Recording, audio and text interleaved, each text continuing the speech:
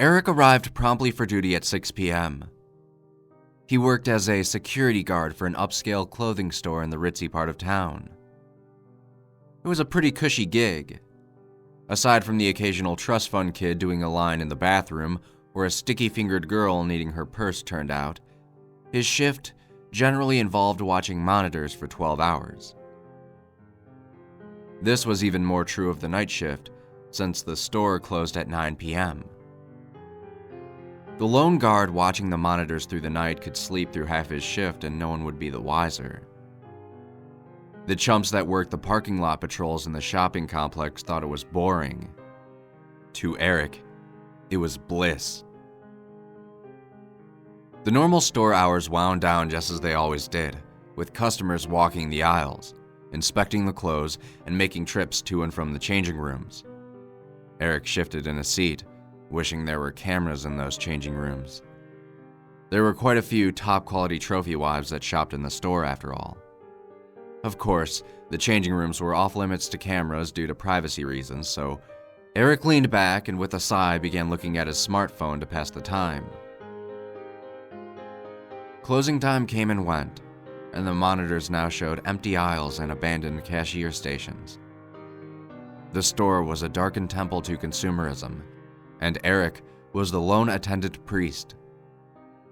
He passed the time intermittently glancing at monitors and playing the latest hit mobile game on his phone, doing his best to stay awake despite the quiet and solitude. At around 12:30 a.m., some movement on camera number 9 caught his eye. Eric's eyes shifted from his phone to the screen, narrowing as they searched the CRT display. He saw nothing out of the ordinary. Lowering his eyes back to his smartphone screen, he continued his imaginary conquest in his game. A half hour passed before he saw movement again.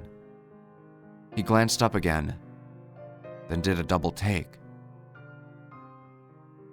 He leaned forward in his seat, setting his phone on the counter and staring at the screen. There was someone standing in front of the clothing rack. The picture on the CRT display was grainy, but judging by the length of the hair and haggard appearance of the clothes, it appeared to be a woman. Perhaps it was a vagrant of some kind. This was a hassle Eric did not need. Eric stood from his chair. As he did, the figure's head inclined. It appeared to be looking in the direction of the camera, but the resolution made it impossible to tell for sure. Slowly, the figure turned and walked towards the changing rooms. Shit, Eric thought, moving quickly towards the door. He did not want to play hide and seek with the homeless at 1 a.m. Grabbing his flashlight, baton, and keys, he left the guard station. He turned, locking the door behind him before walking out into the store's showroom floor.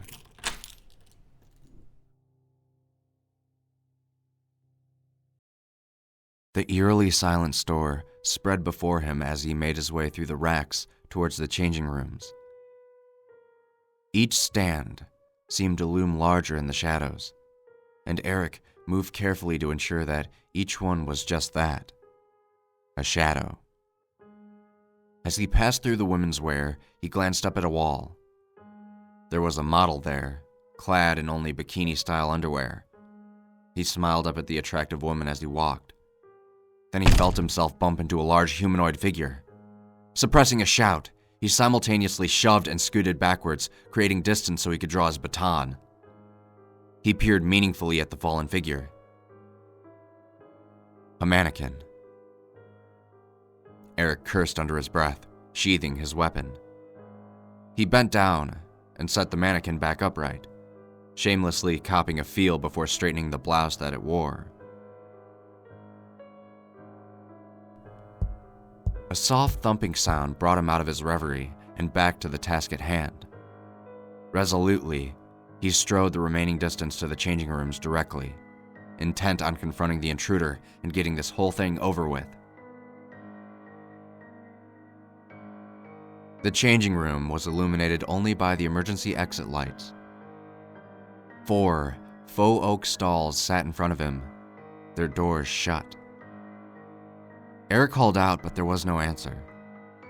He spoke again, more loudly, demanding the intruder come out. Still, no answer but the hum of the HVAC. Finally, Eric stated he was coming in, and that they better make themselves known quick. Once again, there was no response. Eric moved to the room on the far left. He placed a hand on the knob and turned slowly.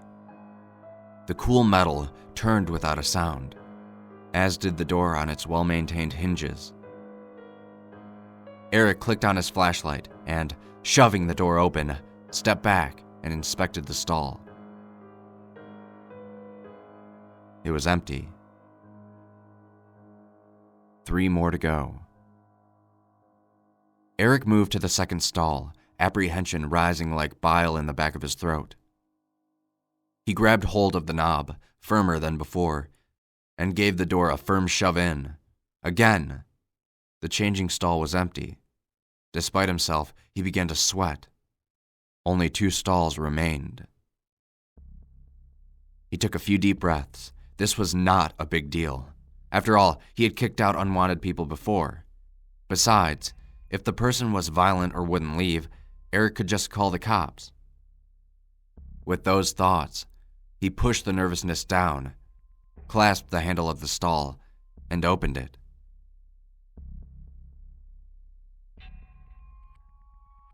Empty. Hairs prickled on the back of Eric's neck as he stared at the one remaining stall. Fear surging back to the front of his mind. They were in there. They had to be. He called out to them, telling them to come out now, or he was coming in. He received no response. He listened closely but could hear no breathing. There was no smell either. Given their haggard appearance, he expected a nasty stench. But instead, there was nothing but the high-end citrus cinnamon smell of the wall-mounted deodorizers. He should have been relieved, but the disparity just unnerved him more. He steeled himself to open the door. It was time to turn this person out on the street. This had ruined his evening, and as he thought about it, Eric actually began to get angry. What a hassle, a headache, an annoyance. He resolved that he might even be a little rough with the intruder if he had to, just to teach them a lesson. Hands now shaking with fear and anticipation, he drew back his baton, and, rather than turn the knob, he kicked the door in violently. What he saw there caused his stomach to drop to his shoes.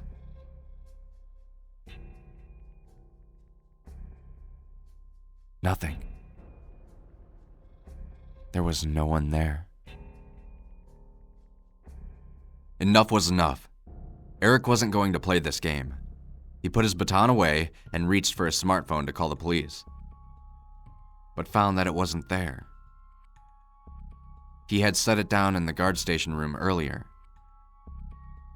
Eric walked back to the guard station, regularly looking about and over his shoulder for any sign of the intruder. When he reached the locked guard room door, he fumbled out his keys and shakily undid the lock. When the mechanism clicked open, he glanced briefly over his shoulder. Nothing there, before hastily entering the station and locking the door again behind him. He sat down at the console in front of the screens, rewinding the footage on all the monitors. He reached the point at which the mystery person appeared. He watched them walk into the changing room as he dialed the local police precinct contact number. As the phone rang, he watched himself appear on the monitors. A woman answered the phone, asking how to direct his call. Eric asked to be transferred to the on-watch officer for the area of his town.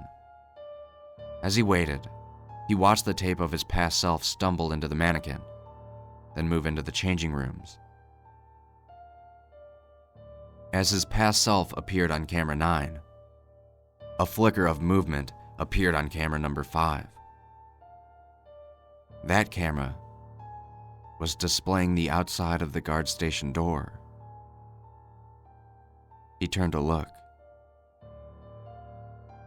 The haggard woman, he was sure of that now from his new view, had appeared on camera 5's display, just as he arrived at the changing stations. Where did she come from? He watched, his heart speeding up as the figure walked towards the door. He had locked it. Eric knew he had locked it. As the figure reached the guard door, the screen flicked off for a moment. Behind him, Eric could hear a slow creaking sound. He watched in terror as, in the reflection from the surface of camera 5's dead monitor, the storage closet behind him began to open. Hello, Area 425 Precinct. How can I help you? Hello? Is anyone there? Hello?